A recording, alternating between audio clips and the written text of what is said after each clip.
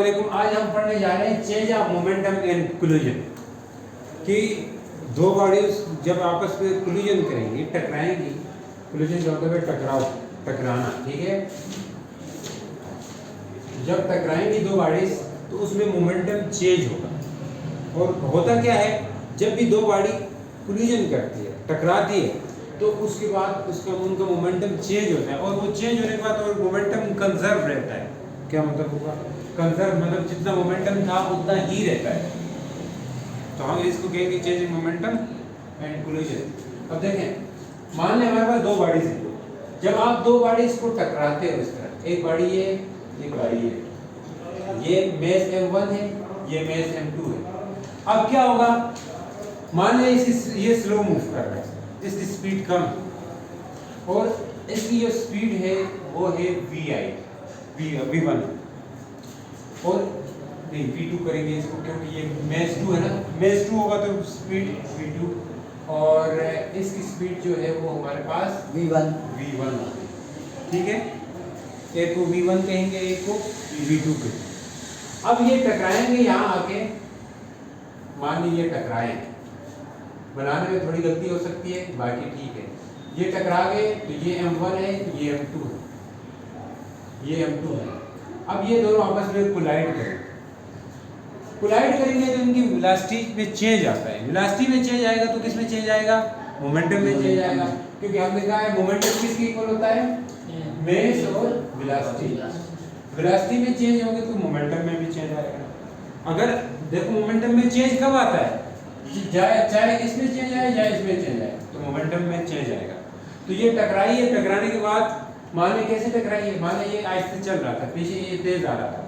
जो एक चीज आहिस्ते जा रही है, पीछे दूसरी चीज को तेज भेजो तो वो जाकर टकराती है, तो उस जो आहिस्ते तेज जा रही थी इसकी स्पीड क्या हो जाएगी? कम हो जाएगी, इसकी ज्यादा हो जाएगी। ऐसा कुछ देखने को मिलेगा। तो मतलब स्पीड चेंज होगी, वेलोसिटी चेंज होगी, तो मोमेंटम में भी चेंज आएगा। इसी को बोलते हैं चेंज ऑफ मोमेंटम। ये कोलिजन हो रहा है, तो ये कोलिजन के बाद कुछ इस तरह हुआ कि ये पीछे आ गई, मान ले पीछे भी आ सकती है। मान ले अब इसकी वेलोसिटी u1 हो गई है, यहाँ पे इसकी वेलोसिटी जो है वो u2 हो गई है। इसकी वेलोसिटी क्या हो गई है?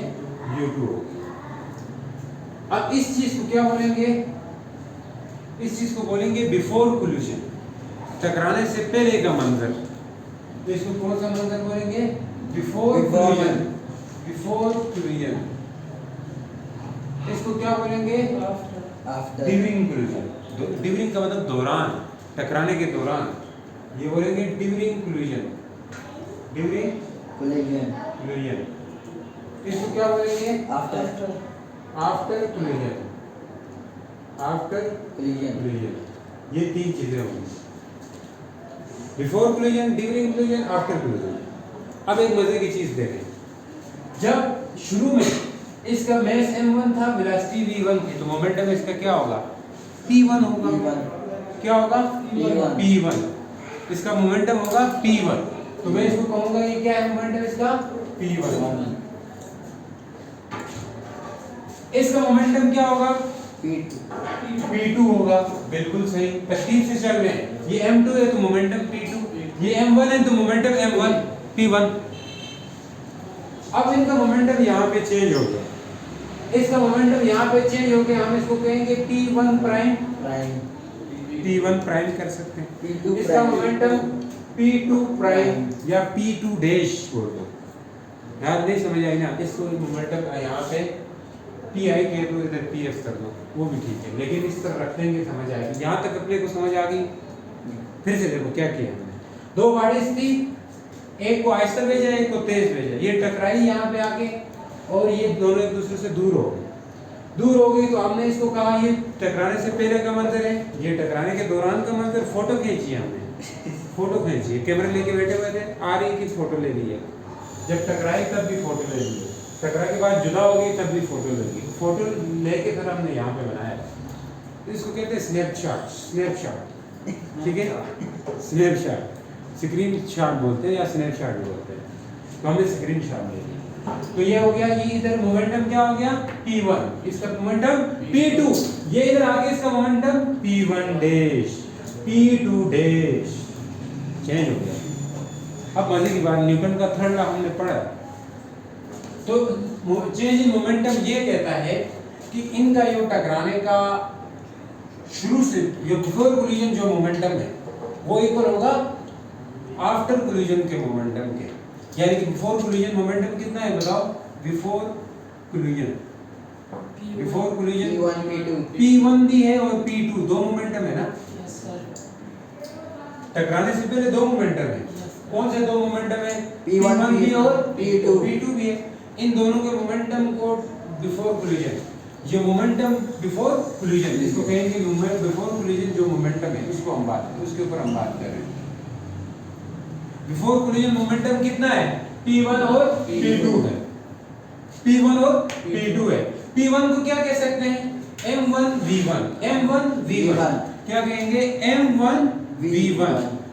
देखो तो मोमेंटम होता था mv, तो ये हम m1 की बात कर रहे हैं, तो इसका मोमेंटम होगा m1, इसका मास है, v1 इसकी वेलोसिटी है।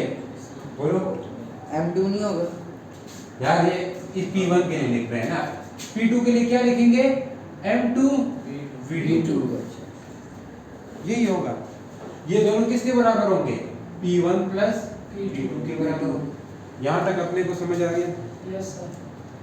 नहीं समझ आए तो देखो, मोमेंटम को क्या लिखते हैं? mv। जब इसका मोमेंटम लिखने लगोगे तो इसका मास मल्टीप्लाई इसकी वेलोसिटी करोगे तो इसका मोमेंटम आ जाएगा। मैं कहूं मंसूर का मोमेंटम बताओ, तो मंसूर का मास मल्टीप्लाई बाय मंसूर की वेलोसिटी, ये किसके इक्वल होगा? मंसूर का मोमेंटम हो जाएगा। तो अगर इसका मोमेंटम की बात करें तो इसका मास मल्टीप्लाई बाय इसकी वेलोसिटी, तो इसका मोमेंटम हो जाएगा। इसके मोमेंटम तो हमने p1 का है, तो p1 के बदले में हम m1v1 लिख सकते हैं। इसी तरह p2 के बदले में m2v2 लिख सकते हैं, m2v2 लिख सकते हैं, क्योंकि ये दूसरे मास की बात हो रही है। Before collision, momentum after collision, momentum after collision वो क्या होगा? आफ्टर कोलिजन मोमेंटम कितना होगा? आफ्टर कोलिजन जो मोमेंटम है वो किसके इक्वल होगा? आप देखना, P1 prime plus P2 prime, यही बात है। P1 प्राइम क्या लिख सकते हैं? P1 प्राइम की जगह M1U1, M1U1 लिख दो, M1V1 प्राइम भी लिख सकते हो। क्या लिखे? V1 प्राइम लिखे, क्योंकि हमने V क्या, तो यहाँ V1 है तो इधर जाके V1 प्राइम हो जाएगा। Yes sir. U1 लिखते हो तब भी ठीक है, किताब वाले U1 लिखते हैं इसलिए मैंने U1 लिखा है, ठीक है? इसलिए U बोला है, सही है? किताब वाले ने क्या बोला है? U1 बोला है। तो P2 क्या हो जाएगा? M2U2, M2। अब यहाँ एक चीज ध्यान करना, ये U1 क्या है? U1 कौन सी वेलोसिटी है? किसकी वेलोसिटी है? M1 की वेलोसिटी है, और M1 की वेलोसिटी दो वेलोसिटी है। M1 की पहले कितनी? बिफोर कोलिजन क्या थी वेलोसिटी? V1 थी। आफ्टर कोलिजन वेलोसिटी क्या हो गई है? U1 M1 की ही वेलोसिटी है ये, लेकिन ये टकराने के बाद जो आहिस्ता हुआ है वो वाली वेलोसिटी है, जो आहिस्ता हुआ है वो वाली वेलोसिटी है। इसी तरह V2 M2 की वो वाली वेलोसिटी है जो टकराने से पहले की है। U2 M2 की वो वाली वेलोसिटी है जो टकराने के बाद की वेलोसिटी है। यहाँ तक समझ आ गई? तो M2U2 इक्वल टू, ये दोनों इक्वल है P1 prime plus P2 prime. समझ आ गई यहाँ तक? तो अब हम कर सकते हैं according to law of conservation of momentum, ये सारा क्या है? ये सारा है आपके पास बिफोर कोलिजन मोमेंटम है, ये सारा क्या है? आफ्टर कोलिजन मोमेंटम है। Law of conservation of momentum क्या कहता है? अगर किसी बॉडी पे नेट फोर्स जीरो होती है, तो इनिशियल मोमेंटम और फाइनल मोमेंटम दोनों क्या हो जाता है? सेम हो जाता है। यही कहता है लॉ ऑफ इनर्शिया। लॉ क्या कहता है? Law of conservation of momentum. Law of conservation of momentum क्या कहता था? ये कल हमने बताया था ना, Pf equal to Pi। Pf का मतलब था फाइनल मोमेंटम इक्वल हो जाएगा इनिशियल मोमेंटम के। अब यहाँ इनिशियल मोमेंटम कौन सा होगा? जो टकराने से पहले वाला है, उसको बिफोर कोलिजन जो मोमेंटम है वो हमारा इनिशियल मोमेंटम होगा। फिर से बता रहा हूँ, बिफोर मोमेंटम, बिफोर कोलिजन जो मोमेंटम है, टकराने से पहले का मोमेंटम किधर है? ये है। टकराने से पहले का जो मोमेंटम है वो हमारा इनिशियल मोमेंटम का काम करेगा, वो हमारा इनिशियल मोमेंटम है। का काम। और टकराने के बाद वाला मोमेंटम यानी कि After. P1 प्राइम और P2 प्राइम ये हमारा फाइनल मोमेंटम का काम करेगा।